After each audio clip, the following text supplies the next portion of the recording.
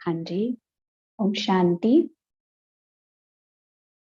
हम इतने दिनों से इस कोर्स से जुड़े हैं और हमने परमात्मा का परिचय प्राप्त किया और विशेष हमने जो अपने जीवन का सत्य था कि मैं आत्मा हूँ, जो आपने बहुत अच्छे से समझा कि मैं ये शरीर नहीं, इस शरीर से अलग चैतन्य शक्ति आत्मा हूँ। और इस आत्मा को जो चाहिए, मुझे आत्मा को जो चाहिए, जो सेल्फ चार्जिंग मुझे करनी है, वो केवल और केवल परमात्मा से कनेक्ट होके ही हो सकती है। जैसे आपने बहुत अच्छे से समझा कि आज आत्मा की बैटरी डिस्चार्ज हो गई है, कि जो डिस्चार्ज हो जाना, जैसे मोबाइल में जब बैटरी डिस्चार्ज होती है, या जैसे अभी मेरा नेटवर्क कमजोर आ रहा था तो आपको रेड सिग्नल दिखाई देता होगा। तो जब भी नेटवर्क जाता है या बैटरी लो हो जाती है तो रेड सिग्नल आता है, लेकिन हमारे जीवन में वो रेड सिग्नल भी आना बंद हो गया है।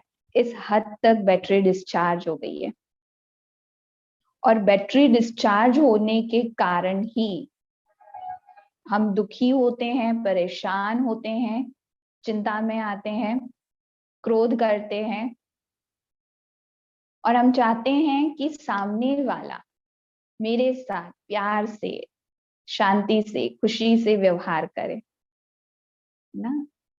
आज जब भाई घर जाते हैं तो वो चाहे गुस्सा करे, चिल्लाए, तो वो क्या कहते हैं, आप समझो ना, हम पूरा दिन बाहर रहते हैं, कैसे कैसे लोगों को हैंडल करते हैं। अगर घर आके हमने ऐसा व्यवहार किया, आप समझो ना, आप तो प्यार से व्यवहार करो, तो वो हमसे मांगते हैं। बहनें कहती है हम भी तो घर पे रहते हैं, पूरा दिन हमें भी तो बहुत सी चीजों को फेस करना होता है। अगर मैं चिल्ला रही हूँ बच्चों पे, तो बच्चे समझो ना, तुम तो प्यार से व्यवहार करो। अब बच्चे कहते हैं आप दोनों अगर समझदार हो तो मुझे समझो ना, मुझे तो एग्जाम भी देनी है, पढ़ाई भी करनी है, टीचर से भी डांट खानी, आप दोनों से भी डांट खानी है, आप समझो। वरना हर व्यक्ति चाहता कि मैं कुछ भी व्यवहार करूं, आप समझो, क्योंकि मेरी बैटरी खत्म हो चुकी है और हम एक दूसरे से मांग रहे हैं। अब जिसकी खुद की बैटरी नहीं है वो दूसरे को कैसे चार्ज कर सकता है। इसलिए चार्जिंग के लिए जो पावर हाउस, जैसे मोबाइल को आप सिर्फ चार्जर से कनेक्ट करके रख दो तो वो चार्ज नहीं हो जाता, उसको पावर से, जहां से उसको पावर मिल रही है, इलेक्ट्रिसिटी मिल रही है, वहां कनेक्ट करना होता है। और सिर्फ कनेक्ट करने से भी वो चार्ज नहीं हो जाता। आप सुबह से शाम तक अपने मोबाइल को चार्जर से और अपने स्विच बोर्ड से लगा के रख दो, वो चार्ज नहीं हो जाएगा, आपको स्विच ऑन करना पड़ेगा। तो ये इन दिनों में हमने यही जाना कि सिर्फ हम बैठ गए मंदिर, मस्जिद, गुरुद्वारे, हम बैठ गए, हम प्रेयर कर रहे हैं, हम दुआ कर रहे हैं, हम मांग रहे हैं, हम सिर्फ मांग रहे हैं, अपने आप को चार्ज नहीं कर रहे। माना हमने इस इंस्ट्रूमेंट को रख दिया है चार्जिंग में, पर बुद्धि का जो स्विच है ना, उसको ऑन नहीं किया। और सुबह से शाम तक भी अगर मैं बैठ जाऊं, है ना, जब तक बुद्धि का स्विच ऑन नहीं है, मन का वो चार्जर जब तक परमात्मा से कनेक्ट नहीं है, तब तक मुझे चार्जिंग की फीलिंग नहीं आएगी, मैं मांगता ही रहूंगा।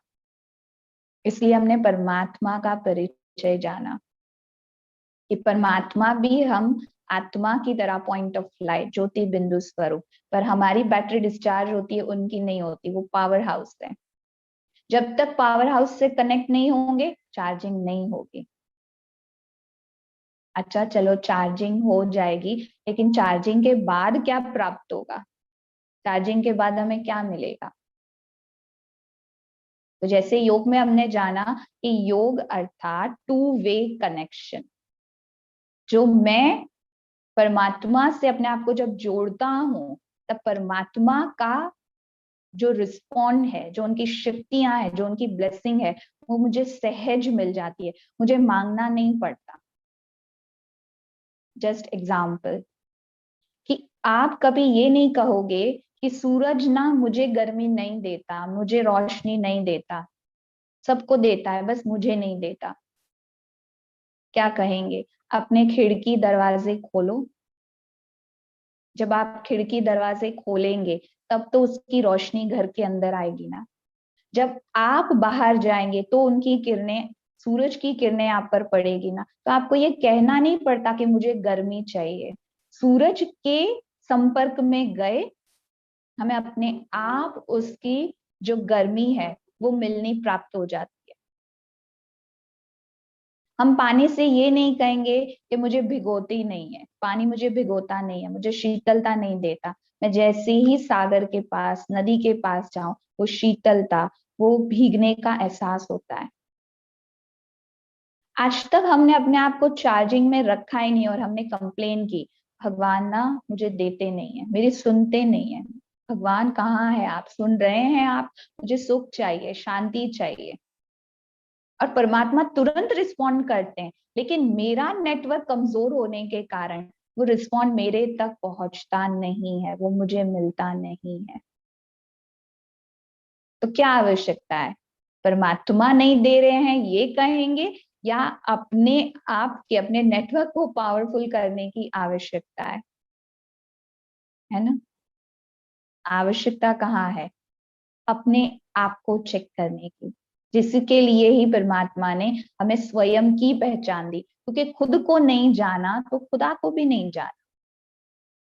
तो परमात्मा से चार्जिंग हो रही है और प्राप्ति क्या होगी, तो वो जानना भी तो आवश्यक है।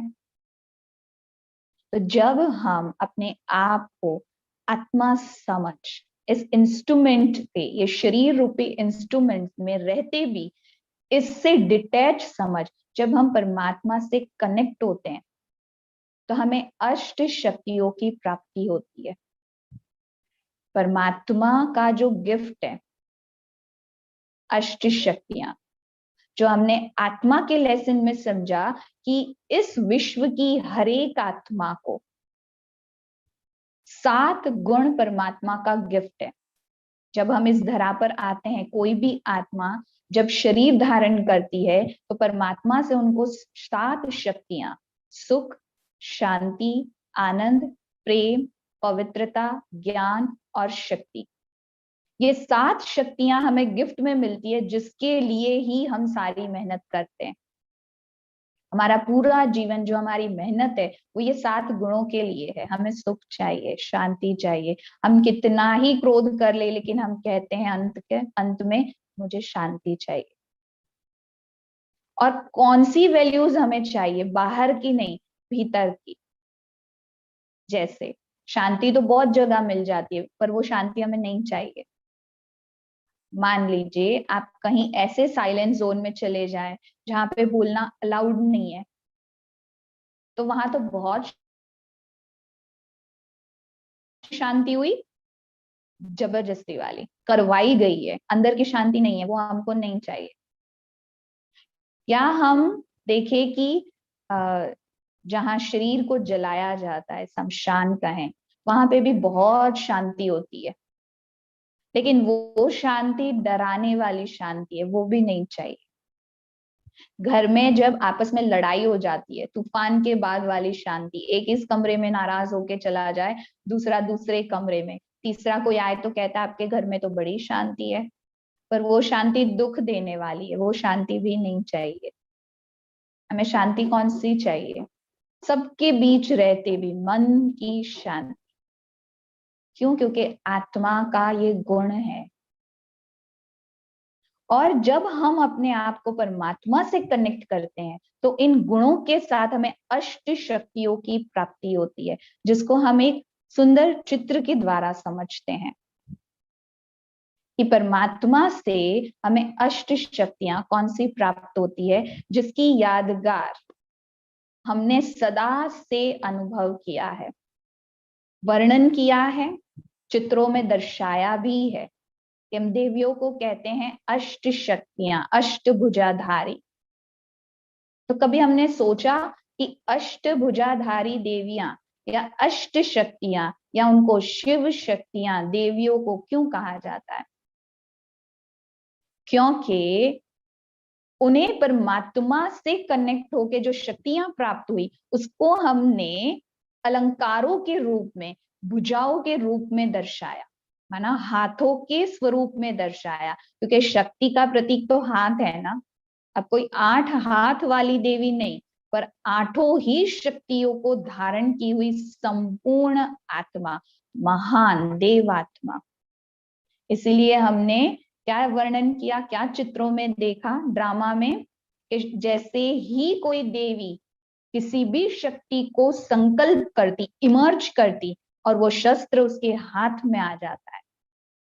अब ये कौन सी शक्तियां हैं, कहां से प्राप्त हुई? जो सिर्फ देवियों के पास है ना।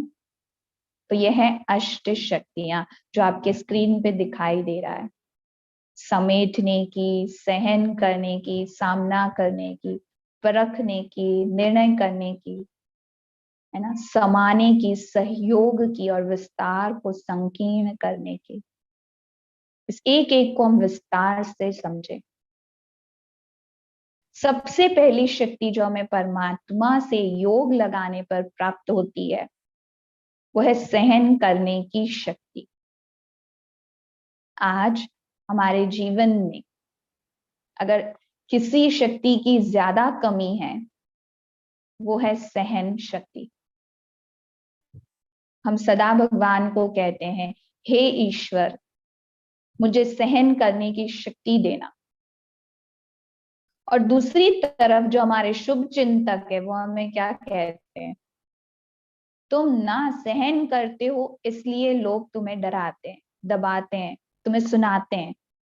और हम उस बात को बिलीव करके हम क्या कहते हैं, सही बात है, मैं सुनती हूं ना इसलिए सब मुझे सुनाते हैं। और हमने मान लिया कि सहन करना कमजोरी है, इसलिए हम कहते हैं दुखी होके, मैं ही सहन करूं, मैं कब तक सहन करूं। लेकिन जरा हम सोचें कि जिस शब्द में ही शक्ति शब्द आता है वो कमजोरी कैसे हो सकती है? सहन शक्ति। और हम मांगते भी किससे हैं? हमने कभी ये कहा किसी व्यक्ति को, भाई मुझे थोड़ी सी सहन करने की शक्ति देना? नहीं, हम क्या कहते हैं, हे ईश्वर, हे खुदा, हे अल्लाह, हे परमात्मा मुझे सहन करने की शक्ति दो। एक तो नाम शक्ति है और मांगा भी सर्वशक्तिवान से, तो वो कमजोरी हो ही कैसे सकती है? जो परमात्मा दे रहे हैं वो तो शक्ति है ना। तो इसके लिए हम एग्जाम्पल ले, मान लें कि एक छोटा सा बच्चा एक वृक्ष जो पूरा फलों से भरा है उसको पत्थर मारता है, और जब उस वृक्ष को वो पत्थर मारता है तो उसकी चाहना है कि इस वृक्ष पर जो मीठे फल लगे हैं वो मुझे चाहिए, और अगर मुझे वो मीठे फल चाहिए तो मेरे पास देने के लिए पत्थर है। और जब वो बच्चा पत्थर फेंकता है तो वृक्ष क्या करता है, उसको वो फल देता है। हम अपनी लाइफ को देखें, हम कई बार सोचते हैं कि मैं हमेशा अच्छा रहता हूं, मैं क्यों अच्छा रहा हूं। लेकिन आज अगर हम दुनिया को देखें तो जो पहले भी कहा कि हर आत्मा की बैटरी डिस्चार्ज हो चुकी है, उसके पास देने के लिए गुण, विशेषता, सम्मान, प्यार है ही नहीं। और हमारे पास वो है, कुछ तो है, अभी भी वो रेड सिग्नल ही आया है, बिल्कुल स्विच ऑफ नहीं हुए हैं। तो अगर जो व्यक्ति बिल्कुल स्विच ऑफ हो चुका है, जो बिल्कुल हार चुका है, वो कहीं ना कहीं अपने कड़वे शब्द रूपी पत्थर, अपने कड़वे व्यवहार से मुझे पत्थर मारता है ताकि मेरे पास जो थोड़ी बहुत भी गुण बचे हैं मैं उसको दूं। पर अगर हम ये सोच लें कि मैं सहन करूं, हम अपनी उस विशेषता को जो परमात्मा से हमें मिली है हम उसको खो देंगे, जिसकी हमारे जीवन में बहुत आवश्यकता है। आप देखिए, कोई भी व्यक्ति कीचड़ में कभी पत्थर नहीं फेंकता। वो ये अच्छे से जानता है कि मैं जो कीचड़ में पत्थर मारूंगा तो छींटे मेरे ऊपर आएंगे। वो पानी में पत्थर फेंकता है कि अगर जो छींटे मेरे पे आए ना तो वो शीतल आए, जो अगर मुझे छुए भी तो मुझे अच्छा लगे। अगर मैं सहन करने की शक्ति को धारण कर लूं तो मैं हर शक्ति में विशेष गुण भी समाये हैं। अगर मैं सहन करने की शक्ति को धारण करता हूं तो मैं परिस्थिति को समझ सकता हूं। मैं उस सामने वाले व्यक्ति को अगर सहन कर लूं तो मैं अपनी कई समस्याओं का समाधान कर सकता हूं। इस बात को तो आप भी बिलीव करेंगे, क्योंकि कई बार हमारे जीवन में ये होता है कि कई बार हम जब सहन नहीं करते हैं तो बाद में पछता कर हम यही कहते हैं, काश उस वक्त मैंने थोड़ा सहन कर लिया होता तो ये बात इतनी बढ़ नहीं जाती, है ना। तो परमात्मा से हमें सहन करने की शक्ति, जिसकी हमारे जीवन में बहुत आवश्यकता है। आज हम जितनी भी शक्तियां परमात्मा से प्राप्त करेंगे, जानेंगे, वो सारी शक्तियां एक दूसरे से कनेक्टेड है।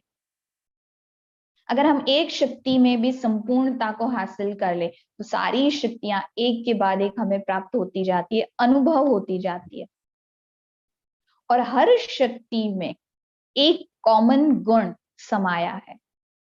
वो कौन सा गुण है? एक्सेप्ट कर लेना। मैं सहन तभी कर सकता हूं जब मैं व्यक्ति, परिस्थिति, उसकी मन की दशा, हर बात को एज इट इज एक्सेप्ट कर लूं। क्योंकि हम कब सहन नहीं कर पाते? जब हम सामने वाले को एक्सेप्ट नहीं करते, वो जो है जैसा है। तो इन आठों शक्तियों में एक्सेप्ट करने की जो विशेषता, जो गुण है, वो समाया है। तो पहली शक्ति है सहन करने की शक्ति। दूसरी शक्ति है जो परमात्मा से योग लगाने पर प्राप्त होती, वह है समाने की शक्ति। समाना, जिसमें चित्र दिखाया है कि सागर में सारी नदियां समा जाती है और सागर सारी नदियों को अपने अंदर समेट लेता है, समा लेता है। और सागर की एक विशेषता है, सागर की विशेषता है कि वो अपने अंदर कोई भी कचरा नहीं रखता। जब हम सागर में कोई भी कचरा डालते हैं, वो उसको बहुत प्यार से किनारे कर देता है, अपनी लहरों के द्वारा वो उसको साइड कर देता है। और अगर सागर के तले में चले जाए, गहराई में चले जाए, तो वहां असीम शांति है, वहां अमूल्य चीजों की प्राप्ति होती है। क्योंकि सागर में इतनी समझ है कि जो चीज मेरे काम की नहीं है वो मुझे नहीं चाहिए, अपने अंदर लेकर ही नहीं जाना है। और जो अंदर ले जाना है वो अमूल्य है। और अगर जब अंदर पॉजिटिविटी को धारण करते हैं तो भीतर बहुत शांति होती है। बाहर चाहे कितना ही शोर क्यों ना हो, अंदर गहरा सुकून और शांति होती है। जो शांति हमें चाहिए, जो हमने शुरू में बात की कि हमें बाहर की शांति नहीं चाहिए, हमें भीतर की शांति चाहिए। इस पर एक बहुत सुंदर सी स्टोरी याद आती है कि एक बार एक राजा ने अनाउंसमेंट कर दी कि मुझे एक ऐसा चित्र चाहिए जिसमें गहन शांति, जिसको देख के एहसास हो जाए कि गहन शांति, अंदर की शांति किसको कहा जाता है। उन्होंने एक कंपटीशन रखा कि जो इसमें पार्ट लेना चाहे वो अपना कला दिखा सकता है। लेकिन जिसको भी फर्स्ट प्राइज मिलेगा वो जो चाहे वो मांग सकता है। अब सब खुश हो गए, राजा से इतनी अच्छी ऑफर मिली, सब चित्रकार आ गए, सबने बहुत अच्छे अच्छे चित्र बनाए। उन सभी चित्रों में से राजा ने 2 चित्र को सिलेक्ट किया। कई चित्र बने, हजारों चित्र बने, उसमें से 2 को सिलेक्ट किया। एक चित्र इतना सुंदर था जिसमें पूरा नेचर समाया था और चारों तरफ उस चित्र को देखते ही सुकून महसूस होता है, शांति। क्योंकि कलाकार अपनी भावनाओं को बहुत अच्छे से चित्र पर उतार सकता है, आकार दे सकता है, और वो चित्र को देखते ही मन को सुकून आ जाता था। इतना सुंदर चित्र जिसमें शांति समाई थी। और दूसरा चित्र उन्होंने जो सिलेक्ट किया उसमें आंधी चल रही थी, तूफान चल रहा था, ऊपर पहाड़ों से पानी फुल फोर्स में नीचे आ रहा था, बारिश आ रही थी। और उसमें उस पहाड़ों से गिरने वाले पानी के पीछे उस पत्थर पे एक छोटा सा पत्थर में छेद था जिसमें एक चिड़िया और उसके छोटे छोटे 2 बच्चे थे जो अंदर बैठे थे अपना घर बना के। और राजा ने अनाउंस किया कि ये जो तूफान वाला चित्र है ये आज इस प्रतियोगिता को जीतता है। जिसने भी ये बनाया है वो जो चाहे मांग ले, क्योंकि उसने मुझे शांति का राज दे दिया। सभी पूछने लगे ये तो गलत बात हो गई, आपने तो कहा था एक ऐसा चित्र बनाओ जिसमें सुकून दिखाई दे, शांति दिखाई दे। आपने ऐसा चित्र सिलेक्ट भी किया, लेकिन विजेता आपने उस तूफान के चित्र को कैसे कर दिया? उसमें तो दिखाई दे रहा है इतना आंधी तूफान, कोई भी देखे डर जाए, उसमें कहाँ शांति है? तब राजा ने कहा शांति वो नहीं जो बाहर से दिखाई देती है। इस चित्र में जो वहां छोटी सी चिड़िया अपने बच्चों के साथ बैठी है, ये है शांति के। बाहर कितना भी तूफान मचा हो, लेकिन जिसके भीतर शांति है वो सच्ची शांति मुझे चाहिए। जो इस चित्र ने समझाया कि मेरे अंदर की शांति, कि बाहर कितना ही तूफान है, उस तूफान को मैं नहीं रोक सकता, पर मुझे मेरी भीतर की शांति चाहिए। इसलिए ये चित्र विजेता है। तो परमात्मा ने हमें ये जो समाने की शक्ति दी है ना, हम ये नहीं कह सकते लोग ऐसे है ना इसलिए हम अशांत हो जाते हैं, परिस्थितियां ऐसी है ना इसलिए हम अशांत हो जाते हैं। लेकिन ये आप पर निर्भर करता है कि आपको क्या चाहिए। जैसे मैं बारिश को आने से नहीं रोक सकती, लेकिन मैं उस बारिश से बचने के लिए या तो छाता ले लूं या रेनकोट पहन लूं। मैं अपनी सुरक्षा कर सकती हूँ, मैं ये नहीं कह सकती कि बारिश नहीं आनी चाहिए। अब ये मुझ पर है कि मैं छाता लेकर सिर्फ अपने सिर को बचा लूं या रेनकोट पहन के सिर से पांव तक अपने आप को भीगने से बचा लूं। तो मैं परिस्थिति को, व्यक्ति को, उसके संस्कार को ना रोक पाऊं, लेकिन मैं अपनी सुरक्षा के लिए अपने भीतर तो जा सकती हूँ, उस भीतर की शक्ति और गुणों को तो धारण करूं जो परमात्मा मुझे दे रहे हैं, जो देने आए हैं। अगर मैं लूं ही नहीं तो मैं पूरी जिंदगी यही कहूं कि उसने कुछ दिया ही नहीं। जो कंप्लेन करता है वो कंप्लीट नहीं बन सकता। ये परमात्मा के महावाक्य हैं जिसको आप आगे सुनेंगे। फिर तीसरी शक्ति हमें परमात्मा से जो प्राप्त होती है वो है परखने की शक्ति, जिसमें दिखाया है चित्र में जैसे एक जौहरी हीरे को परखता है, क्योंकि उसके पास उसे परखने का नॉलेज है। नॉलेज, ज्ञान, बिना ज्ञान के परख शक्ति प्राप्त नहीं हो सकती, बिना ज्ञान के योग नहीं लग सकता। आप ये कहें हमने 10 दिन सीख लिया ना हीलिंग मेडिटेशन, अब हम घर पे बैठ के योग कर लेंगे, तो नहीं हो पाएगा बिना नॉलेज के, है ना? परख शक्ति नहीं प्राप्त हो सकती।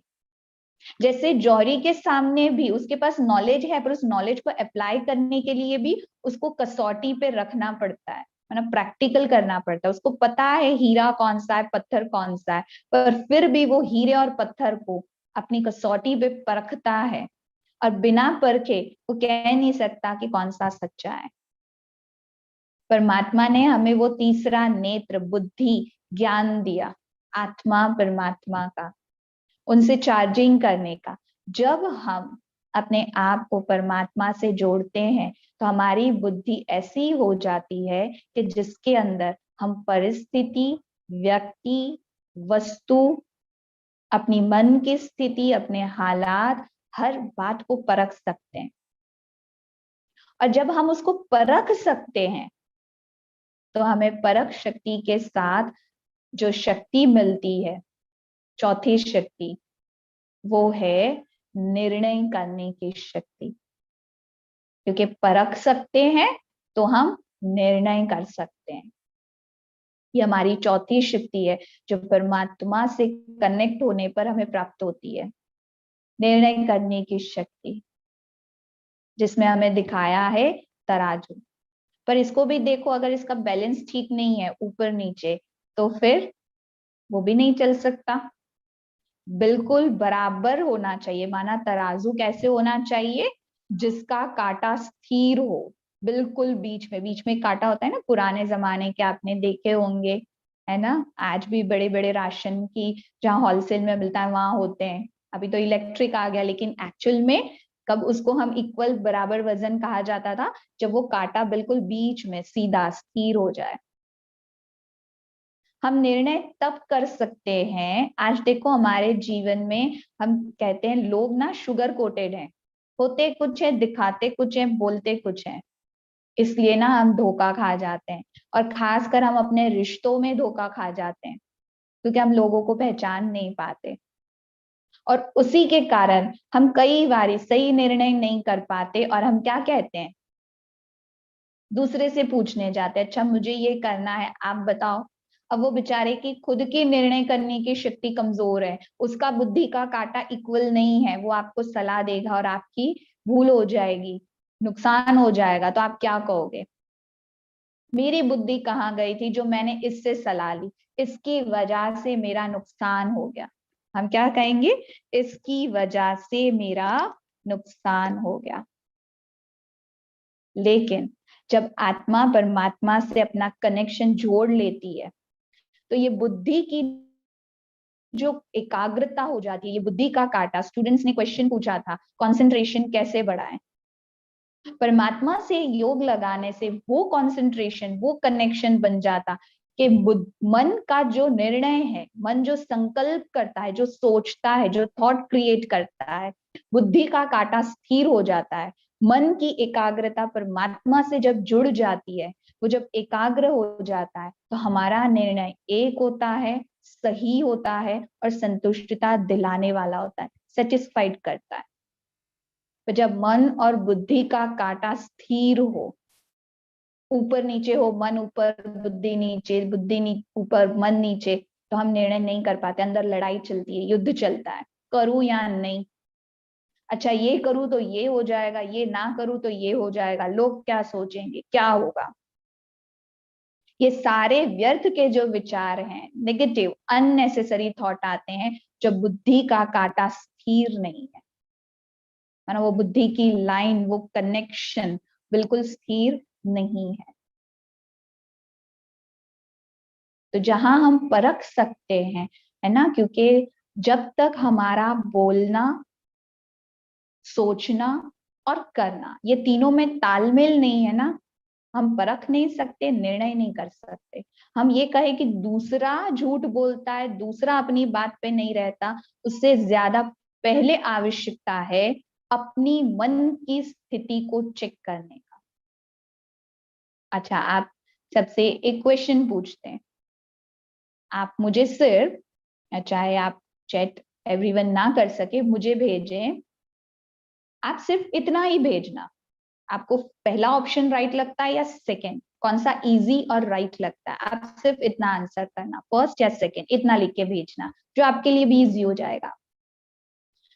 ऑप्शन है, पहले क्वेश्चन है, फर्स्ट, मान लीजिए कि आप ऐसी जगह पर रहते हैं जहां पर सिर्फ 100 लोग रहते हैं, माना आपका ऐसा बहुत सुंदर सा प्यारा सा शहर है जहाँ 100 लोग रहते हैं।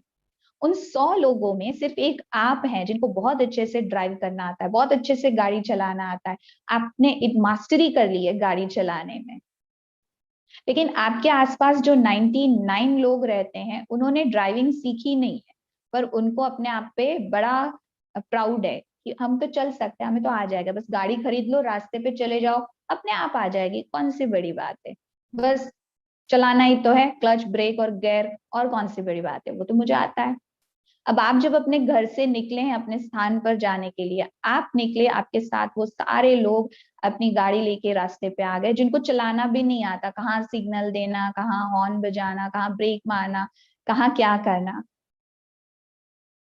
अब ऐसी परिस्थिति में आपके पास दो ऑप्शन है, ध्यान से सुनना फिर आंसर करना। पहला ऑप्शन कि मैं रुक रुक कर हर एक को अच्छे से गाड़ी चलाना सिखाऊं। दूसरा, मैं इतना अच्छा ड्राइवर हूं कि मुझे पता है सामने वाला तो ब्रेक नहीं मारेगा, मैं साइड हो जाता हूँ, सामने वाला अब ऐसे जाने वाला है, मैं खुद उसको साइड दे देता हूँ, ताकि मैं एक्सीडेंट होने से बचा लूं अपने आप को भी, और शायद वो जब मुझसे टकराए ही नहीं तो उसका एक्सीडेंट ही नहीं होगा। कौन सा ऑप्शन इजी और अच्छा लगता है? सेकंड वाला, सेकंड वाला। हाँ जी, ऋतु बहन कह रहे हैं, दक्षेश जी कह रहे हैं, राजकुमार जी कह रहे हैं, डॉक्टर राज जी कह रहे हैं सेकंड वाला, सेकंड वाला। अच्छा, सभी एग्री करते हैं सेकंड वाला। ओके, मैं समझती हूँ कि सभी के जो आंसर आ रहे हैं, और जिनको नहीं भी लिखना आता है कोई बात नहीं, लेकिन मैं समझती हूँ वो भी कहते होंगे सेकंड वाला, कि मैं अपने आप को बचा लूं। लेकिन इसमें सबसे बड़ा क्वेश्चन ये है, प्रैक्टिकल लाइफ में करते कौन सा है, फर्स्ट वाला या सेकंड वाला? ये हो गई गाड़ी की बात, लेकिन प्रैक्टिकल ये जो शरीर रूपी गाड़ी है, चाहते अच्छा लगा सेकंड वाला, ये आपका ऑनेस्ट आंसर है। अब ऑनेस्ट आंसर देना, इस लाइफ की गाड़ी को मैं आत्मा ड्राइवर कौन सा ऑप्शन रोज ट्राई करता हूँ सुबह से लेके शाम तक? प्रैक्टिकल में पहला। आप कितने ऑनेस्ट हैं सभी, तभी तो भगवान ने आपको चुन लिया। कितना ऑनेस्ट आंसर देते हैं, राइट? पहले वाला। जी, ऋतु जी ए माना पहले वाला, है ना? अभी चेक कर लो, हमारा सोचना और करना कितना अलग अलग है। और जब हमारा सोचना और करना इतना डिफरेंस है, फिर बुद्धि एकाग्र कैसे होगी? कंप्लेन ही करेंगे ना, कंप्लीट नहीं बन पाएंगे। लेकिन फिर भी ऑनेस्टी है ना, तो भगवान कंप्लीट बनाएंगे। ये आपकी विशेषता है कि आपके अंदर ये ऑनेस्टी है, सभी के अंदर, है ना? Thank you.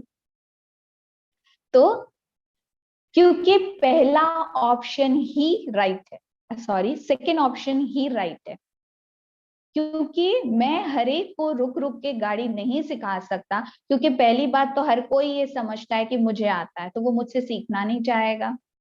और दूसरा, मैं 2, 5, 10 लोगों को सिखा सकता हूँ, सभी को तो नहीं सिखा सकता ना। इसलिए सबसे अच्छा और इजी रास्ता है मैं अपने आप को बचाऊं।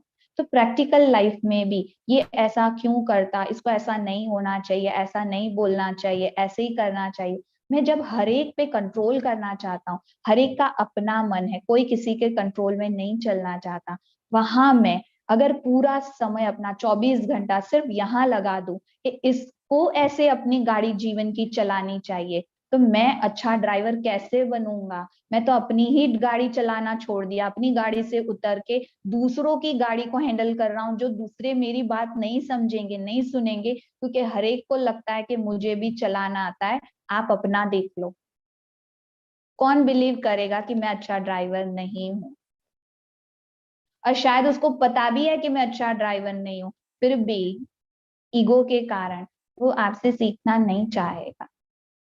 लेकिन जब मैं अपने आप को बचाते बचाते अपने स्थान तक पहुंच जाऊं, देखने वाला हर व्यक्ति कहेगा ये अच्छा ड्राइवर है, इसको बहुत अच्छे से ड्राइव करना आता है, मैं इससे सीखना चाहता हूँ, इसके जैसा ड्राइव करना चाहता हूँ। मैं एक आइडल बन जाता हूँ, क्योंकि मैंने किया, बोला नहीं। जब तक मैं करता नहीं हूं, मेरे शब्दों का भी कोई मान नहीं। इसलिए हम लाइफ में कई बार सुनते होंगे, तू अपना देख, तू अपना कर, पहले अपने आप को देख। तब हम सोचते हैं कि अच्छा, छोड़ो इसको। तो हम क्यों निर्णय नहीं कर पाते? क्योंकि हमारी बुद्धि का कांटा दिन भर हिलता रहता है, क्योंकि हम दूसरों को देखते हैं। जिस दिन हम अपनी स्थिति, अपनी परिस्थिति, अपने मन के संकल्पों को परखना सीख गए, हमारा निर्णय सदा करेक्ट होगा। दूसरों को परखने की बात बाद में आती है। जो आत्मा अपने आप को जानती है, वो कभी धोखा नहीं खा सकती, क्योंकि मैं अपने आप को बहुत अच्छे से जानती हूँ, और उसको कोई धोखा भी नहीं दे सकता। उसके बाद हमें जो शक्ति मिलती है, वो शक्ति क्या है? कि हमने परखा, निर्णय किया, उसके बाद जो हमें शक्ति मिलती है, छठी शक्ति, है ना, सॉरी, पांचवी शक्ति, सामना करने की शक्ति, जिसकी आज के समय में हमारे जीवन में बहुत बहुत आवश्यकता है, कि हम सामना नहीं कर पा रहे। और हम सामना क्यों नहीं कर पा रहे? क्योंकि हम परिस्थिति को एज इट इज एक्सेप्ट नहीं करते, उसको स्वीकार नहीं करते। जब भी हमारे जीवन में कोई नया परिवर्तन आता है, जब तक हम उसको स्वीकार नहीं करते हैं ना, तब तक हम उसको जीत भी नहीं सकते हैं। जीतने के लिए स्वीकार करना बहुत जरूरी है। जैसे मोबाइल को हम डे टू डे अपडेट करते हैं, अपने इंस्ट्रूमेंट को हम डे टू डे अपडेट करते हैं ना, हमने ये स्वीकार किया है कि अगर मैं उसको अपडेट नहीं करता हूँ तो वो ठीक से काम नहीं करेगा, तो मुझे उसको अपडेट करना है। मैंने उसको स्वीकार कर लिया और मैं उसको अपडेट करके नए नए वर्जन को प्राप्त करके बहुत खुश हो जाता हूँ, क्योंकि अपडेट किया तो नया वर्जन आया। जीवन में भी जब तक मैं व्यक्ति को एज इट इज, परिस्थिति को एज इट इज एक्सेप्ट नहीं करता, तब तक मैं अपनी उस शक्ति को यूज भी नहीं कर सकता, क्योंकि मुझे सामना करना है। जैसे दिखाया कि तूफान में जब नौका डाली जाती है, वो जानती है कि कैसा भी तूफान है, लेकिन वो अपनी स्थिरता से चलती रहती है और वो उस तूफान को भी पार कर लेती है, कि वो जानती है कि सागर में हूं, कभी ना कभी कोई तो हलचल आएगी, लहरों के बीच में हूं। जो बिल्कुल तले में है उसको कोई परेशानी नहीं है, लेकिन जो लहरों में लहरा रहे हैं उसको पता है, वो एंजॉय करते हैं। एक ऐसा गेम भी आता है ना एंजॉयमेंट का, कि लहरों पे लहराते हैं। वो जानते हैं कि अगर मैं इसके साथ चलूं, अपने आप को अपडेट करता रहूं, तो मैं कभी डूबूंगा नहीं, मैं एंजॉय करूंगा। ये वर्ल्ड का ड्रामा हमें एंजॉयमेंट सिखाता है, हमें बोर नहीं करता, हमें परेशान नहीं करता। परमात्मा ने जो हमें वर्ल्ड ड्रामा बताया है, ये ड्रामा इतना सुंदर है, जो हमें हर परिस्थिति के साथ खेलना सिखाता है, जिसके लिए भगवान के महावाक्य हैं, तूफान भी तोहफा बन जाते हैं। जिसको सामना करना आता है, वो तूफान उसके लिए तोहफा हो जाता है, वो उसको भी एंजॉय करता है। पर सामना तब कर सकते हैं, दो शक्ति है, एक सहन करना और एक सामना करना। और उसके लिए भगवान ने हमें निर्णय शक्ति दी है कि कहाँ सहन करना है, कहाँ सामना करना है, ये भी पता होना चाहिए। जैसे लड़ाई में ढाल कहाँ यूज करनी और तलवार कहाँ यूज करनी, ये पता होना चाहिए। अगर नहीं पता है तो चोट लग जाएगी। तो सामना करना है ना, परिस्थिति को, आई हुई परिस्थिति को जो है, अगर मैं उसे बदल नहीं सकती, पर उस परिस्थिति में अपने आप को कैसे चलाना है वो समझ आ जाए, तो हम हर परिस्थिति का सामना कर सकते हैं। और जहां सामना करना है वहां सामना कर सकते, जहां उसको समा लेना है, सहन करना है, वहां सहन कर सकते हैं। एक सुंदर बात याद आती है कि कई बार हम अपने जीवन में गलत जगह पर सामना करते हैं और हमें पछताना पड़ता है। जैसे कहते हैं ना कि ये हमारी जो जुबान है, हमारी जो बोली है, वो क्या है, कैंची का भी काम करती है तो सुई धागे का भी काम करती है। और ये हम पे डिपेंड करता है, हम पे निर्भर करता कि हम उससे चाहे तो बना ले, उससे चाहे तो हम बिगाड़। ये हमारे बोले हुए एक शब्द किसी के जीवन में कैंची का भी काम कर देता है, और हमारे यही बोले हुए शब्द किसी के जीवन में सुई धागे का भी काम कर देता है, कि उसकी बिगड़ी को भी बना देता है। ये हमारे शब्द है, गिराने वाले, उठाने वाले। और कई बार हम इन शब्दों को, जब किसी और के शब्दों को समा नहीं सकते ना, तो अपने शब्दों को ऐसा यूज करते हैं कि उसके सामने हो जाते हैं। जैसे आजकल आप लोग रास्ते पर बहुत अच्छे से देखते होंगे, जब दो गाड़ी आपस में टच हो जाती है तो दोनों ड्राइवर नीचे उतरते हैं, अपनी स्लीव्स फोल्ड करेंगे, अपने कॉलर ऊपर करेंगे और कहते हैं, अपनी उंगली दिखा के कहेंगे, तुझे पता है मैं कौन हूँ, तुझे पता है मैं क्या कर सकता हूँ, है ना। वो बेचारा आपको डांट नहीं रहा, अगर रास्ते में कभी कोई आपसे कहे ना तुझे पता है मैं कौन हूं, तो दिल में एक सुकून से कहना, भाई साहब आपको नहीं पता आप कौन है, आप मुझसे पूछ रहे हैं, क्योंकि मैं तो बहुत अच्छे से जानता हूं कि मैं एक आत्मा हूं। और अगर आप पूछ रहे हैं तो मैं आपको भी बता सकता हूँ कि आप आत्मा है। और सच में वो बेचारा आपको उंगली दिखा के, अपना कॉलर ऊपर करके, स्लीव्स को फोल्ड कर रिक्वेस्ट कर रहा है कि बता दो मैं कौन हूं, क्योंकि आप नहीं जान, मैं खुद नहीं जानता मैं कौन। जब हम हर परिस्थिति को एक अलग दृष्टि से देखना शुरू कर दे, तो सामना करना बहुत इजी हो जाता है। उसके बाद हमें एक शक्ति प्राप्त होती है। जब हम सामना करते हैं तो हमें शक्ति प्राप्त होती है, सहयोग की शक्ति। सहयोग, तो कौन सा सहयोग?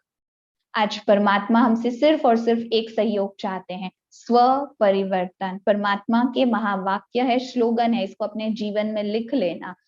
स्व परिवर्तन से विश्व परिवर्तन। जो अभी हमने कहा ना, हर किसी को मैं गाड़ी नहीं सिखा सकता, पर अगर मैं अपनी गाड़ी ढंग से चला लूं ना, तो मुझे देख दूसरा चलाना सीख जाए, दूसरे को देख तीसरा चलाना सीख जाए, धीरे धीरे सब चलाना सीख जाएंगे और सामने से मुझसे सलाह भी लेंगे और सब सीख जाएंगे। तो मुझे सबसे पहला सहयोग देना है स्वयं की चेकिंग का। हम हमेशा कहते हैं कि मैं तो अच्छा रहना चाहता हूं, मैं शांत रहना चाहता हूं, मैं खुश रहना चाहता हूं, पर ना लोग नहीं रहने देते। अच्छा, अभी देखो आज के समय में मॉल से हम शॉपिंग करते हैं, हर किसी को अनुभव है मॉल में से शॉपिंग शॉपिंग करने का। मॉल में सारी फैसिलिटी होती है कि एक छोटी से छोटी चीज से लेके राशन से कपड़े, टॉयज, है ना, हर चीज उस एक जगह पे हमको मिल जाती है। तो हम जब मॉल जाते हैं तो जो समझदार लोग होते हैं ना, वो दो चीज का ध्यान रखते हैं। पहला, अपनी लिस्ट बनाते हैं और दूसरा, अपना बजट तय करते हैं। ठीक है, समझदार लोग करते हैं। फिर वो जब मॉल में जाते हैं, मॉल में कितनी सारी चीजें होती हैं, हर चीज अवेलेबल होती है, अच्छी से अच्छी चीजें, अट्रैक्ट करने वाली, प्रलोभन देने वाली, आपको लालच देने वाली चीज भी होती है वहां कि अगर आप 5 किलो की ये चीज खरीद लो, इतना बड़ा डब्बा फ्री मिल जाएगा, इतना इतना सामान खरीद लो इतने हजार का तो इतने का फ्री मिल जाएगा। आपको बहुत सारी लालच दी जाती है, बहुत अट्रैक्शन ऑफर्स आपको दी जाती है। हम आ जाते हैं, हम चीजों को उठाते हैं, देखते हैं, उल्टा के पलटा के उसकी प्राइस देखते हैं और वापस उसको वहीं पे सजा के रख देते हैं। हम क्या कहते हैं, इसकी तो अभी जरूरत ही नहीं है, चलो 5 किलो पे इतना किलो फ्री भी मिल रहा है, पर मेरे घर में तो 5 किलो यूज ही नहीं होता, मेरे घर में तो सिर्फ आधा किलो यूज होता है, क्या करूंगी लेके, बिगड़ जाएगा, रहने दो, बिना ऑफर के भी मुझे आधा ही किलो चाहिए। समझदार अपनी बजट और अपनी लिस्ट को चेक करता है, कितना भी प्रलोभन दिया जाए वो उठाता नहीं है, देखेगा भी, रख देगा। हम अपने जीवन में क्या करते हैं, किसी ने अपशब्द बोले, हम लेके परेशान हो गए, किसी ने कुछ भी व्यवहार किया, वो सारी ऑफर ही तो आती है हमारे पास। क्या ऑफर आती है, हमारे जीवन का जो रिमोट कंट्रोल है हमसे ले लेती है। और हमने सच में अपना रिमोट कंट्रोल बहुत इजीली लोगों को दे दिया। हम क्या कहते हैं, तुम मुझे हंसाना चाहो हंसा लो, रुलाना चाहो रुला दो, टेंशन देना चाहो दे दो, डिप्रेस करना चाहो कर दो, परेशान करना चाहो कर दो। घर से हम हैप्पी हैप्पी निकले, बॉस को गुड मॉर्निंग किया, बॉस ने रिप्लाई नहीं किया, हो गए दुखी, आज के बाद ना इनको कभी गुड मॉर्निंग नहीं करूंगा। मैं अपनी अपनी स्माइल छोड़ दी, पूरा दिन डिस्टर्ब हो गए कि देखो मैंने कितने प्यार से बोला, उसने रिप्लाई भी नहीं किया। अरे मेरी मॉर्निंग तो गुड है ना, उसकी है या नहीं है, मेरी तो गुड है, मेरे चेहरे पे तो स्माइल आ रही है। कोई मुझे कैसा भी प्रलोभन दे, कितनी भी नेगेटिविटी दे, कितना भी कचरा दे दे, मैं अपने अंदर की लिस्ट को चेक करूं, सुख शांति आनंद प्रेम पवित्रता ज्ञान शक्ति, ये मेरी लिस्ट है। और इस लिस्ट से बाहर मुझे कुछ भी नहीं चाहिए, यही मेरा बजट है, मुझे इसमें बढ़ाना है, इसको बचाना है, इसको शेयर करना है। इससे बाहर कोई मुझे कितना भी कचरा दे दे, कितनी भी नेगेटिविटी दे दे, कुछ भी कर ले, वो उसके संस्कारवश वो परेशान होकर व्यवहार कर रहा है, उसकी परेशानी मेरे तक नहीं आ सकती क्योंकि मुझे चाहिए ही नहीं। मैं उसको नहीं रोक सकती, लेकिन मैं अपने आप को जरूर बचा सकती हूँ। चेक करूं मुझे क्या चाहिए, जो चीज मेरे मन का सुकून ले ले, परेशान कर दे, वो बातों को डिलीट कर दो। जैसे मोबाइल में एक ऑप्शन होता है एंड ऑफ डे, हम क्या करते हैं अपने मोबाइल को हैंग होने से बचाने के लिए, हम एंड ऑफ डे सब कुछ डिलीट करते हैं, जो काम का है उसको सेव करते हैं। और डिलीट में भी दो ऑप्शन पूछे जाते हैं स्मार्ट मोबाइल में, परमानेंट और टेम्पररी। और हम देखते हैं कि ये मैसेज मुझे इन फ्यूचर कभी जरूरत नहीं है, हम उसको परमानेंट डिलीट करते हैं, वो डेटा अपने मोबाइल में अपने पास रखते ही नहीं जिसकी हमें आवश्यकता नहीं है। एक इंस्ट्रूमेंट का हमें इतना ध्यान है कि वो हैंग हो रहा है, उसको अपडेट करो, उसको साफ करो, उसको डिलीट करो, लेकिन अपने आप को चेक करें, लास्ट मैंने अपने आप को कब अपडेट किया, अपने आप को कब चेक किया कि जो मेरी पास्ट की बातें, जो बुराई की बातें, जो व्यक्ति, जो परिस्थिति मेरे साथ हो गई, जो गई, शब्द क्या है, हो गया, गया, पास्ट इज पास्ट परमात्मा कहते हैं, जो चीज चली गई वो अब मुझे फ्यूचर चाहिए ही नहीं, तो मैं उसको क्यों सेव करके रखूं? Permanent delete. हम तो उसको डिलीट भी नहीं करते और यूज भी करते हैं। किसी और व्यक्ति की वही परिस्थिति को देख के हम खुद वर्णन करते हैं, हाँ मैं बहुत अच्छे से समझ सकता हूँ, आज आपको ये जो दर्द हो रहा है ना, लास्ट ईयर सेम मेरे साथ यही हुआ था, भगवान मुझे कोई याद ना दिलाए। अरे वो सामने वाले को तो पता ही नहीं कि आपको भी दर्द हुआ था। आप खुद उसको वर्णन करके उस दर्द को आज फील कर रहे हैं, जो 1 साल पहले आप उस दर्द को छोड़ चुके हैं। किसी ने क्वेश्चन पूछा था किसी व्यक्ति के लिए, उन्होंने, कि वो व्यक्ति हमें इतना हर्ट करता है और हम उसको भूल नहीं पाते। वो व्यक्ति मुझे हर्ट नहीं करता है, वो अपना रोल अपना पार्ट बिल्कुल एक्यूरेट प्ले कर रहा है, लेकिन मैं वहां रुक गया हूं, मैं आगे नहीं जा रहा हूँ। वो अपना पार्ट बहुत एक्यूरेट प्ले कर रहा है, मैं ही उस पास्ट में जिए जा रहा हूँ। कोई दूसरा मुझे हर्ट नहीं कर रहा है, मैं अपना रिमोट उसको देता हूँ कि तुम मुझे हर्ट करने वाला बटन बार बार दबाओ। Past is past. अपने आप को उस पुराने वर्जन में कब तक रखेंगे? इसलिए तो हैंग हो गए ना। इतना सारा कचरा भर के रखा है कि अब ये वर्क ही नहीं करता, बॉडी सिर्फ चलता रहता है और हम थक जाते हैं। जिसका माइंड बहुत फ्रेश होता है ना, वो चाहे कितना ही कुछ कर ले। जो हमारे, जिनको भी हम बहुत प्यार से रिस्पेक्ट से याद करते हैं, जो भी पास्ट में होके गए, उन्होंने हम 24 घंटे में हजारों महान काम कर लिए, पर वो थके नहीं, क्योंकि उनकी चार्जिंग होती रहती थी। तो सबसे पहला सहयोग खुद को देना है, ना सहयोग मांगना है।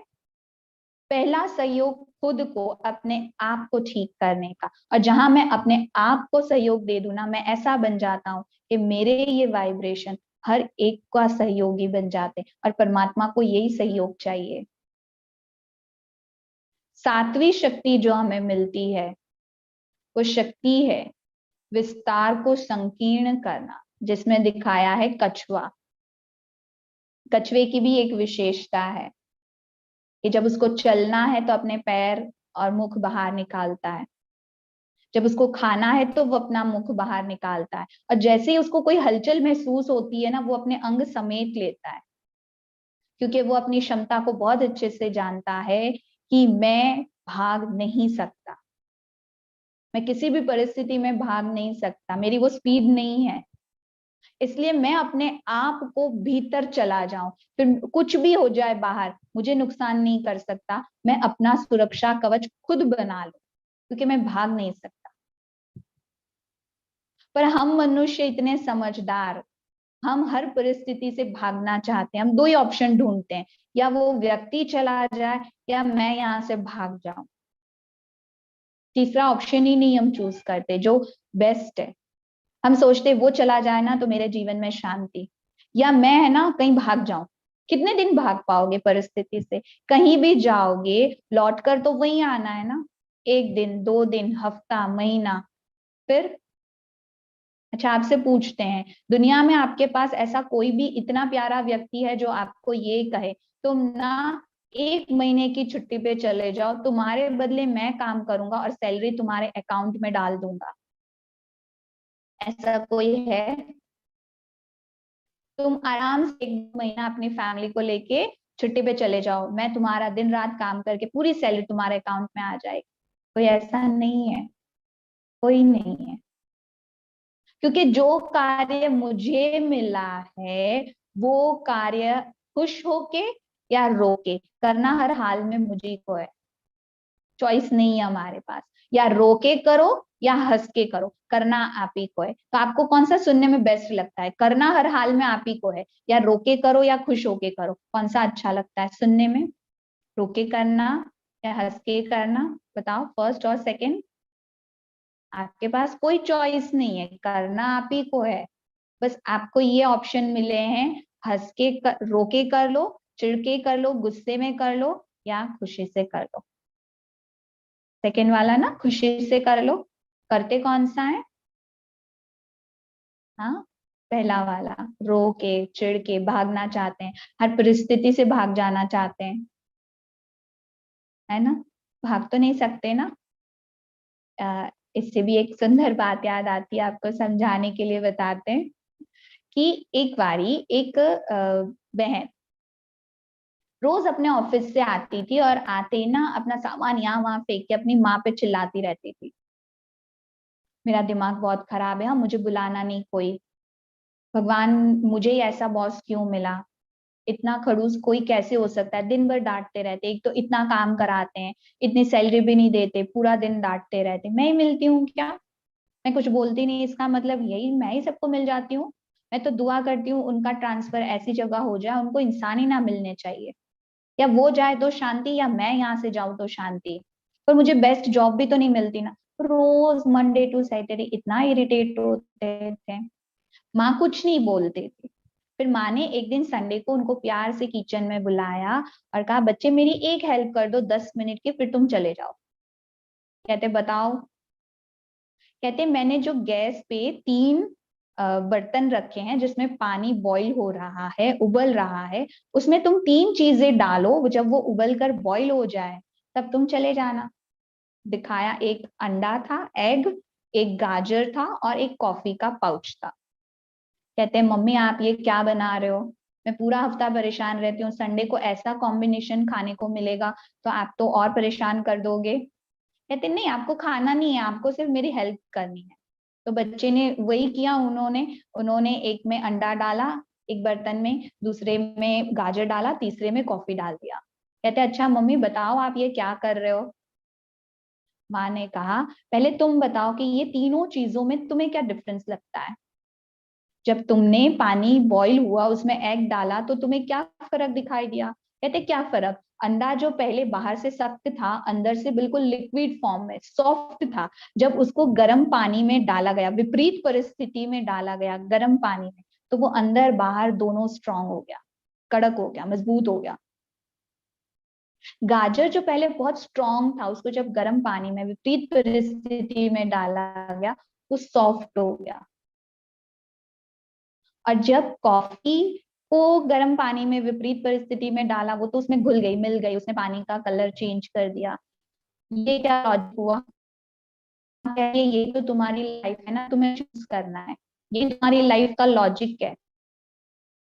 तुम ऊपर से अपने आप को स्ट्रांग दिखा के कहीं ना कहीं अंदर से तुम इतनी स्ट्रांग बनने का प्रयत्न करते करते इतनी सख्त हो गई कि तुम किसके लिए क्या बोलते हो तुम्हें पता ही नहीं, तुम किसको बद्दुआ दिए जा रहे हो, तुम जो ये नेगेटिव शब्द यूज करते हो, परेशान होते हो, तुम जिस व्यक्ति को बद्दुआ दे रहे हो क्या वहां से तुम्हें कभी खुशी प्राप्त होगी, क्योंकि तुम क्या कर रहे हो, परेशान हो कैसे शब्दों को यूज करके उस व्यक्ति को इतनी बद्दुआ दे रहे हो, वो चाहकर भी दूसरे दिन तुम्हारे साथ कभी अच्छा व्यवहार नहीं करता, वो भी घर जाके सोचता होगा इस बच्ची के साथ आज जो मैंने किया गलत किया, कल से नहीं करूंगा, लेकिन तुम्हारा जो अंदर से निकली हुई बद्दुआ दूसरे दिन उसको और ही नेगेटिव बना देती है।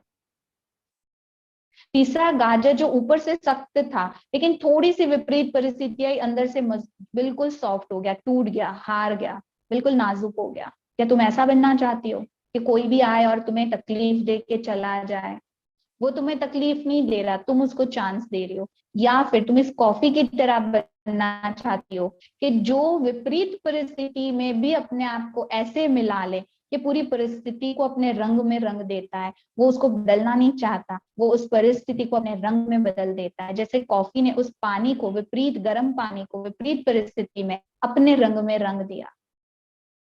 कि तुम डिसाइड करो कि तुम अपना जीवन कैसे जीना चाहती हो, हम डिसाइड करें हम अपना जीवन कैसे जीना चाहते हैं, बद्दुआएं देते हुए जो रिटर्न हमारे पास आ रही है, लॉ ऑफ कर्मा,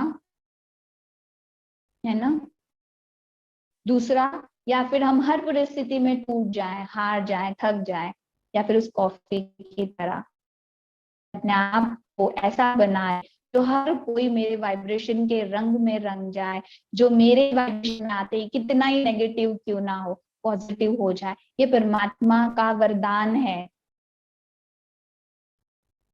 मेरी आवाज क्लियर है, मुझे अनम्यूट करके बताएंगे। दीदी जो है वैसे तो क्लियर है, लेकिन बीच बीच में थोड़ा सा डिस्टरबेंस आ रहा है, लेकिन अगर ध्यान दिया जाए तो समझ में आ रहा है। माफी चाहेंगे, थोड़ा अचानक से क्लाइमेट चेंज हो गया, बारिश जैसा हो गया, तो थोड़ा सा नेट का प्रॉब्लम आएगा, माफी चाहेंगे, लेकिन कोई चीज मिस हो जाती है हम उसको फिर रिपीट कर देंगे, ठीक है। आप हमें मैसेज कर देना हरीश भाई, तो हम उसको फिर से रिपीट कर देंगे, ठीक है? या आप अनम्यूट करके भी बता सकते हैं। तो अब हमें ये चूज करना है कि हम अपनी लाइफ कैसा बनाए, उस कॉफी की तरह हर परिस्थिति को अपने रंग में रंग दे। और जो परमात्मा के रंग में रंग जाता है ना, उसको दुनिया का रंग नहीं लग सकता। वो हर परिस्थिति में मिलना जानता है, वो परेशान नहीं होता, अपनी शान में रहता है, वो भागता नहीं है ना? क्योंकि हमें परिस्थितियों से हमें भागना नहीं है, भाग के कहाँ जाएंगे। और आठवीं शक्ति हमें परमात्मा से योग लगाने पर प्राप्त होती है, जो है विस्तार को संकीर्ण करना, पावर टू बैकअप। जहां हमने विस्तार को संकीर्ण करना सीख लिया, तो हमें आठवीं शक्ति प्राप्त होती है, समेटने की शक्ति। जैसे जिसमें दिखाया है ना, छोटा सा बच्चा अपना बैग लेकर जा रहा है। हम जब एक स्थान से दूसरे स्थान पे कहीं जाते हैं, हम क्या करते हैं, सामान को पैक करते हैं, पर हम अपने पूरे घर को नहीं समेट लेते। घर की एक एक चीजें, ये तो मेरी फेवरेट है, मैं इसको भी ले जाऊंगी, मुझे इस बेड के बिना नींद नहीं आती, मैं तो बेड भी ले जाऊंगी। नहीं, हम देखते हैं कि जहां मुझे जाना है वहां की स्थिति कैसी है। वहां ठंड है तो मुझे ठंड के कपड़े चाहिए, वहां गर्मी है तो मुझे वो कपड़े चाहिए। हम उस स्थान के अकॉर्डिंग हम प्राप्त करते हैं, चीजों को पैक करते हैं।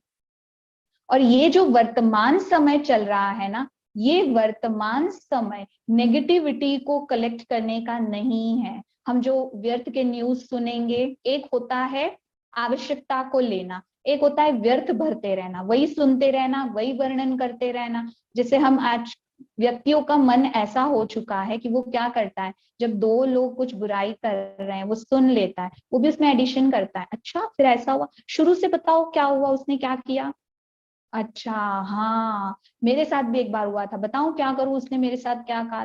मतलब हम उस बुराई में इतना इन्वॉल्व, इतना एडिशन, कानों को किसी का व्यर्थ सुनना, व्यर्थ बोलना, व्यर्थ देखना, वो ऐसा क्यों है, वो ऐसा क्यों बोलता। ये समेटने का समय नहीं है, ये सारा कचरा है। जो ये कचरा अगर मेरे भीतर जाएगा, कहते ना जो इनपुट होगा वही आउटपुट होगा। मैं अपने अंदर दिन भर कचरा भरती रहूं। श्रुति दीदी ने बहुत सुंदर एक वीडियो दिखाया था कि बस कचरा डालते गए डालते गए डालते गए, ऊपर से थोड़ा सा पानी डाल दिया और सोचा कि क्यों, प्रेयर कर ली, अच्छा सोच लिया, भजन कीर्तन कर लिया, और कहते मैं तो इतना सत्संग करता हूँ ना, फिर भी मेरे साथ ऐसा क्यों हो रहा है, मेरा मन क्यों शांत नहीं हो रहा। कई कहते हैं हम मेडिटेशन 1 साल से कर रहे हैं और कोई फर्क ही नहीं पड़ रहा। किसी का ये भी क्वेश्चन था। पहले अपने आप को चेक करो। 1 साल से सिर्फ 1 घंटा मेडिटेशन कर रही हूँ, 23 घंटे सिर्फ कचरा डाल रही हूँ, कौन सा ज्यादा वर्क करेगा। जो बहुत सुंदर वीडियोस आपने समझा, जिनका बाकी है वो उसको जाकर रिपीट उस यूट्यूब से देख सकता है, उस लिंक के द्वारा, कि इतना कचरा जीवन में भर रखा है, और अगर 1 गिलास पानी उसमें शुद्धता का डाल दो, स्वच्छ नहीं होगा, फुल फोर्स में शुद्धता डालनी होगी, 24 घंटे अपने मन को चार्जिंग में रखना पड़ेगा, इतना हम डिस्चार्ज हो चुके हैं। 1 साल से योग कर रही हूँ, 1 घंटा में बैठ के योग कर लिया, 23 घंटे सिर्फ नेगेटिव सोचा, नेगेटिव बोला, नेगेटिव व्यवहार किया, इफेक्ट तो उसका होगा ना 23 घंटे का। ऑलरेडी अंदर कचरा था ही था, और डाले जा रहा हूं। तो परमात्मा कहते हैं अगर ये अष्ट शक्तियों को धारण करना है तो पहले अपने मन को शुद्ध करना है। तो जैसे सूरज की किरणें सब जगह पर होती है, पर आप कहीं भी कागज रख दो वो जल नहीं जाता, लेकिन एक मैग्नीफाइड ग्लास आप बीच में रख दो, सूरज की किरणों को केंद्रित कर दो, वो ग्लास से जब केंद्रित होती है रोशनी, वो कागज जल जाता है, जो बच्चों को एक्सपेरिमेंट कराया जाता है। ऐसे ही हम कहते हैं मैं बहुत प्रार्थना दुआ करता हूँ, भगवान मेरी नहीं सुनते हैं। अपने आप को चेक करो कि भगवान का पावरफुल नेटवर्क हमेशा मेरी हर बात सुनता है, लेकिन उनका जो आंसर आता है उसको यहाँ पर धारण करने के लिए, अप्लाई करने के लिए, क्या मेरी बुद्धि का कांटा एकाग्र है। और जो एकाग्र करने के लिए हमें राजयोग बहुत ही हेल्प करता है। सिर्फ 10 दिन इस बातों को सुन लेने से मेरा मन एकाग्र नहीं हो जाएगा, मैं कॉन्फिडेंस में नहीं आ जाऊंगा। जो इतने वर्षों से मेरा कॉन्फिडेंस जा चुका है, वो आने के लिए मुझे उतना ही प्रयत्न करना होगा। और इतनी मेहनत नहीं, आपको ये नहीं कह रहे कि 24 घंटे आप सत्संग सुनते रहो, 24 घंटे कामकाज छोड़ के मेडिटेशन में बैठ जाओ, नहीं। लेकिन जैसे आज एक फैसिलिटी आ गई है पावर बैंक, कि हम मोबाइल यूज भी करते रहते हैं, हमें एक जगह खड़ा नहीं रहना पड़ता, पावर बैंक को अटैच कर लिया अपने मोबाइल से, कितना भी यूज कर लो, मोबाइल का भी डिस्चार्ज ही नहीं होता। ऐसे ही परमात्मा पावर बैंक है। हर कर्म करते जब मैं अपने मन को परमात्मा से कनेक्ट रखता हूं, तो वो सेल्फ चार्जिंग कंटिन्यू होती है। मुझे कुछ छोड़ना नहीं है, घर नहीं छोड़ना, कोई कारोबार नहीं छोड़ना, कोई रिश्ता नहीं तोड़ना। लेकिन सबसे फायदा ये हो जाता कि वहां से इतनी चार्जिंग हो रही है कि यहाँ जब मैं यूज करती रहूं तो मैं कभी डिस्चार्ज नहीं होती, बैटरी लो ही नहीं होती, इतनी चार्जिंग होती रहती है। इसलिए जो परमात्मा का ये जो ज्ञान है, ये यूनिवर्सिटी है, नाम है प्रजापिता ब्रह्मा कुमारी ईश्वरीय विश्वविद्यालय, गॉडली यूनिवर्सिटी। तो इस यूनिवर्सिटी के जो 4 सब्जेक्ट है, इस चित्र को हटा सकते हैं। इस यूनिवर्सिटी के जो 4 सब्जेक्ट हैं, वो 4 सब्जेक्ट हैं ज्ञान, योग, धारणा, सेवा। जो ज्ञान हम इतने दिन से सुन रहे हैं, पर उस ज्ञान को अप्लाई करने के लिए गॉडली वर्जन सुनना, परमात्मा के महावाक्य को। क्योंकि देखो दुनिया में चारों तरफ हमें सिर्फ नकारात्मक बातें सुनने को मिलती है, और जो 100% पॉजिटिविटी हमें मिलती है वो सिर्फ परमात्मा महावाक्य गोल्डन वर्जन है। जब हम उसको 24 घंटे में 1 घंटा उस महावाक्य को सुनते हैं, तो हमारा जो मन का, क्योंकि मन का भोजन क्या है, अच्छे विचार। जैसे शरीर को हेल्दी रहने के लिए अच्छा भोजन, एक्सरसाइज और आराम जरूरी है। अच्छा भोजन, उसको पचाना और आराम करना। ऐसे मन को हेल्दी रखने के लिए, एकाग्र रखने के लिए मन का भोजन है अच्छे विचार, जो केवल हमें परमात्मा महावाक्य से मिलते हैं। और एक्सरसाइज योग है, मेडिटेशन है। जब हम परमात्मा से मेडिटेशन करते, वो मन का आराम है। ज्ञान को जो अब हम मंथन करते हैं, उसको सोचते हैं, उसके डेप्थ में जाते हैं, ये एक्सरसाइज है। और जब हम मेडिटेशन करते हैं तो ये मन का आराम है। इसके बिना मन एकाग्र, कॉन्फिडेंस, कंसंट्रेशन नहीं कर पाता, क्योंकि वो थक चुका है, वो हार चुका है ना। उसको चार्ज करना है, और वो कैसे करेंगे, बहुत जल्द कर पाएंगे, है ना। सिर्फ सुन के नहीं, अप्लाई करना। इसलिए हम सब आपसे कहते हैं, हमने कहा आपने मान लिया, बिल्कुल भी नहीं।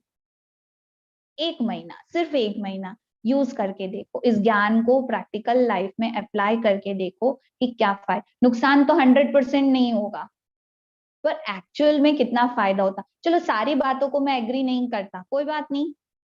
अगर मुझे सिर्फ इतना समझ में आता है कि मुझे अपने मन को कचरा नहीं देना है, मुझे अपने मन को हेल्दी फूड देना है, तो 1 महीना इतना तो करो।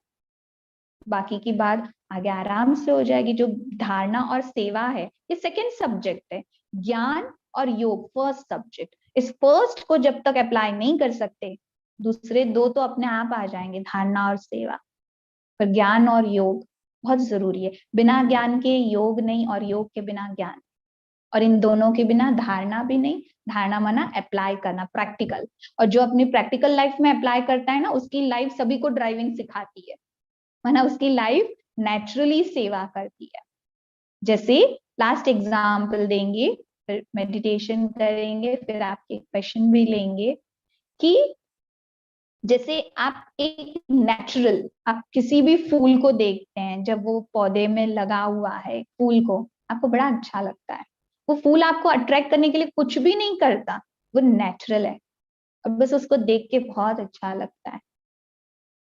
जैसे एक मासूम सा बच्चा, वो कुछ भी एफर्ट नहीं करता अपनी तरफ अट्रैक्ट करने के लिए या हमको हैप्पी करने के लिए। वो कुछ भी करता है, हमको हंसी आती है, हमको अच्छा लगता है। क्योंकि वो नेचुरल उन 7 गुणों में, 7 गुणों में भरपूर है, इसलिए वो कुछ भी करता है तो अच्छा लगता है।